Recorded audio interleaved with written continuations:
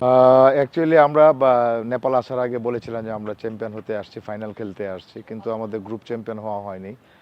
আমরা গ্রুপের লাস্ট ম্যাচে নেপালের সঙ্গে একটা আমি বলবো ইনসিডেন্টে আমরা গোল খেয়ে গিয়েছি। আশা করি এটা প্লেয়াররা কাটিয়ে উঠতে পারবে এবং নেক্সট যেহেতু সেমিফাইনাল ইন্ডিয়ার সঙ্গে, ইন্ডিয়া বরাবরই শক্ত প্রতিপক্ষ হলো আমরা যা দেখেছি, এবং আমরা আমাদের প্লেয়ারদের যে মনোযোগ এবং তাদের লাস্ট ম্যাচের থেকে যে বেড়ে আসা, বাউন্স ব্যাক করা, সেই মেন্টালিটি নিয়ে আমরা ইন্ডিয়ার সঙ্গে ম্যাচ শুরু করতে পারলে ইনশাল্লাহ আমরা ফাইনালে মুভ করতে পারবো।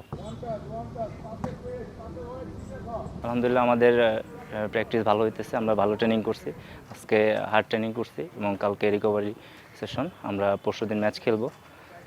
ভালো ট্রেনিং হচ্ছে, কোচের যেই প্ল্যানিংগুলো বলতেছে ওগুলো আমরা করতেছি।